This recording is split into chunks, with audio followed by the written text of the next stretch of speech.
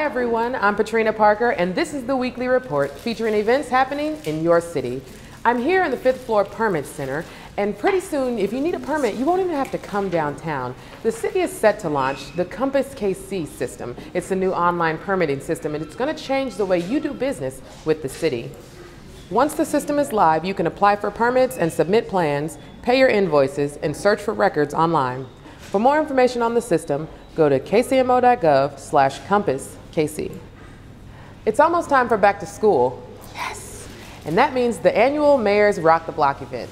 Join Mayor Sly James on August 11th from 10 a.m. to 4 p.m. at Washington Square Park for this great family event. There will be live entertainment and activities for the whole family. Free parking is available in the Blue Cross Blue Shield parking lot across the street. And get this, free food for the first 1,000 guests. And if game night is a favorite at your house, come out to play Pick Your Priority with the city budget staff. Let us know what is most important to you. What will win? Infrastructure, public safety, neighborhoods and housing? Your input will help shape the city budget. Join us August 23rd from 12 to noon at the Liberty Memorial, Saturday, August 25th from 9 to 11 a.m. at the Southeast Community Center, 4201 East 63rd Street, and Tuesday, August 28th from 6 to 8 p.m. at Briarcliff Church, 800 Northeast Vivian Road. Work continues toward the construction of a new terminal at KCI.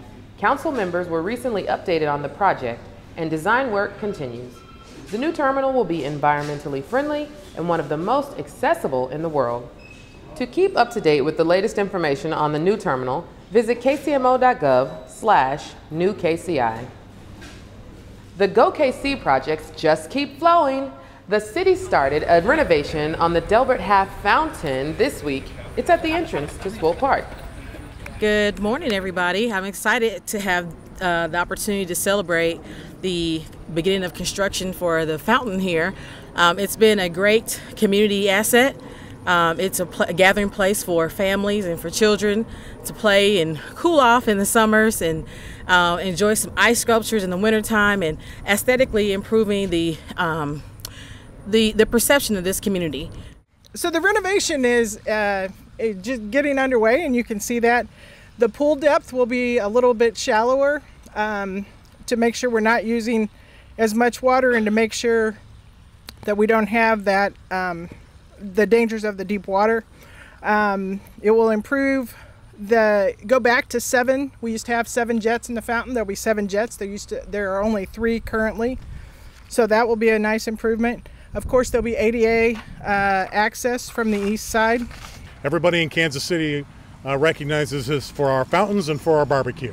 And so we can't do much with the barbecue as a city, but we can make sure that all the fountains are operational and fully functional and reflecting the best that this city can offer. Now stay tuned for some more videos about your city, including another video on the Go KC project that's popping up in the Waldo neighborhood.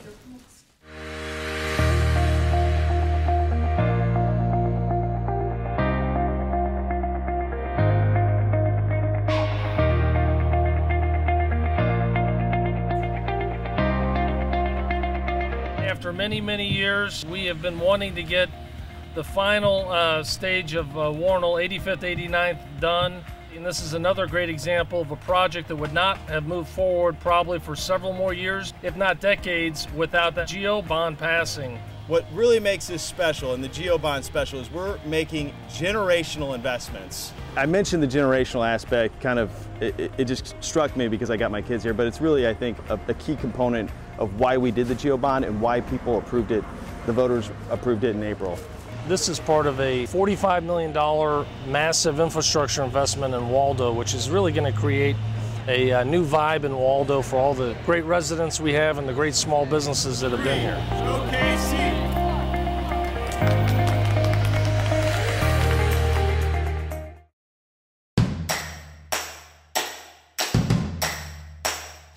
Kay is really an icon and a beacon in our city of so many positive things. She is gracious. She is a great listener. She brought life back to the heart of this city in a way that only she could have done it. She makes you feel very important no matter who you are. Without her, I wouldn't be able to impact lives the way that I do today. And I know that I'm just one of many people who can say that because of her. Well, I credit Kay Barnes with the revival of downtown Kansas City. And I know that in her first term as mayor, she was laying the groundwork, building the coalitions, assembling the land, everything that is necessary to change a downtown that had been dormant and dead, literally dead, where the biggest and best activity was using some of the boarded up buildings as haunted houses around Halloween. The heart of the city was in decline because you could look out at downtown Kansas City and there was no one in the streets during the lunch time. Like at 5 o'clock, the sidewalks would roll up and most people would just head right out of the city. I really believe that it was Mayor Barnes that said, we're gonna do this. She had such great vision. She dreams big, as we all know, and she does great things. She doesn't dream small. And I think after she had a few conversations with Mr. Anschutz and AEG, she had him convinced that it was his idea and he should come back here and do this. She did it because she knew, just as I know now, that the revitalization of downtown, the heart of the city, is absolutely essential to pumping blood throughout the rest of the city. I studied architecture at KU, and the first time I heard Mayor Barnes speak was in my urban planning class, and she talked specifically about the revitalization of downtown Kansas City, and that is the moment that I knew, forget architecture, I want to work in a space where I can build communities. The fact that Kay Barnes was the first female mayor in this city's history, I think, is important. For one, it showed an issue of inclusiveness that was extremely valuable, where she included everybody in her administration, reached out to every aspect of the community, regardless of whether you were gay or straight, black or white, north or south of the river.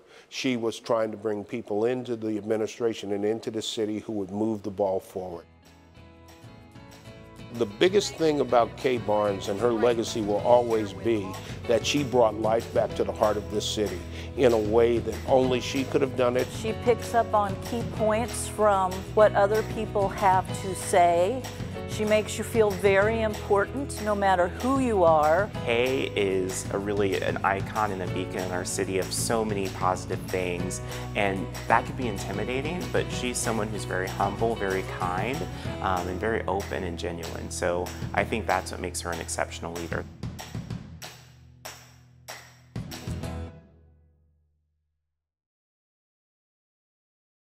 For over 20 years, the Charlotte Street Foundation has been supporting artists and the art community in Kansas City, and today we are at La Esquina Gallery, one of their many venues, and today we are with Amy Kligman, the Executive Arts Director here at Charlotte Street, and Pat Alexander, who is the Programming Manager.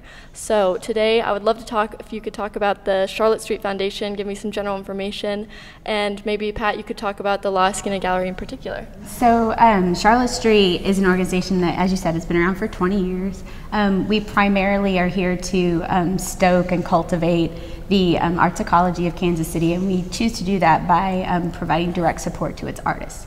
We have a residency program, we have, as you mentioned, several venues, La Esquina is one of them, and we also provide grant money directly to artists. Yeah, and La Esquina would be one of these many venues that are opportunities for exhibitions. So there's an open call process that's been going on for the last 11 years where artists or curators can make proposals for different projects, maybe not just visual exhibitions, but performances or festivals and things like that that can just kind of add to the arts ecosystem here in Kansas City. So you have All Terrain up right now as your current exhibit. Do you have any more programming you're working towards for the summer or the rest of the year? Yes, of course. So All Terrain is an exhibit that will be up through August 11th, and that exhibit features artists in our residency program. So this is an entirely local show, and it was curated by Radar, which is a curatorial project of Madeline Galucci's. Past that, our next exhibition will be Welcome to the Neighborhood, which is happening towards the end of August. That exhibition is actually also entirely local, but is happening during the window of open spaces. And the goal and the hope is to be highlighting artists in the Kansas City area, talking about their experience living as an artist in the Midwest. So we're excited to be presenting that work. It'll be a larger group show. And then later in the year, we have Fountain Verse, which is a small press and poetry festival, and that's a 3-day festival that'll be happening also during the winter open spaces. You have some amazing range of festivals and productions and exhibits. Do you have a range of attendance as well? Could you talk about attendees and possibly where they come from in the region or local, national? Sure. I mean, because the organization's been around for 21 years, we definitely have a lot of attendance from other artists. So there's a great community here for that and that support. But for each show, they have distinct groups that come through, and some shows, when there are regional and national artists, it will pull in other artists. So like when we did the show this last summer was an exchange with Oakland and Kansas City galleries. So the Oakland artists were able to come to Kansas City and install the work and meet the artist working in Kansas City, and then vice versa. We took the show to Oakland and had it in their gallery, and the artists got to go meet with them, and we toured that area. So it's different for every show, but it's always open to the public when it's an exhibition, so anybody, groups can come as well. And how can people find out more about these great exhibitions and programs? The primary place to look would be charlottestreet.org. It's our website, also our Facebook page. Great. Thank you so much for having us here at this beautiful gallery. Thank you, and enjoy the show. The Neighborhood Tourist Development Fund supports local nonprofits that bring cultural, social, educational, and recreational activities to our area.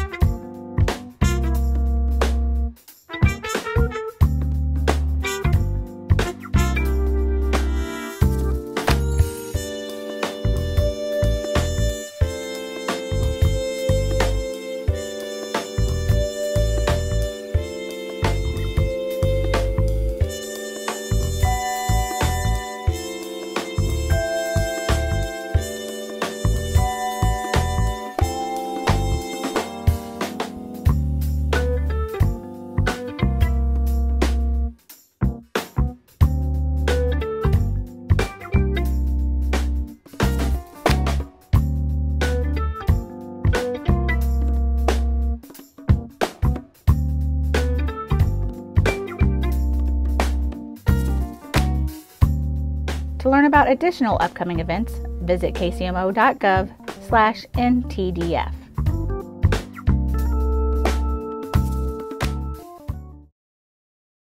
Hey Kansas City, I've got a very important question for you. Are you engaged? No, not the kind of engaged that involves putting a ring on it. I mean really engaged in what's going on in and around this great city that we live in. There are nearly 500,000 residents in Kansas City. Some of you may even live and work here just like I do. And that's why it's so important that we not only understand how things work around here, but also have a voice in the decisions that guide Kansas City's direction.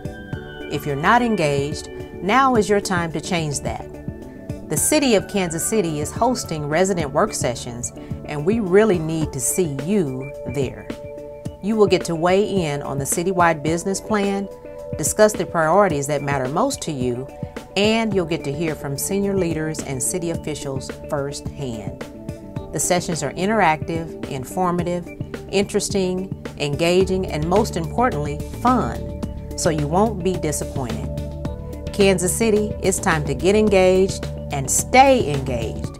But don't put a ring on it. Put a date on it and register for one of the resident work sessions. Hope to see you there.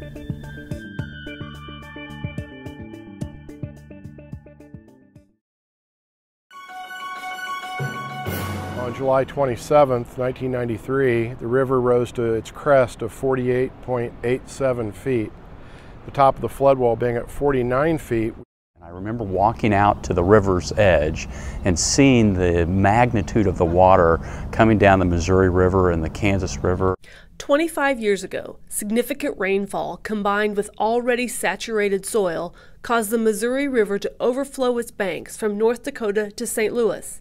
In Kansas City, the river nearly overtopped the levees. And so the water would have been about 3 feet, no more than 3 feet below the top of that levee system that's landward of where we're standing. The levees held, and Kansas City was spared widespread disaster. Since then, flood protection has become even more important.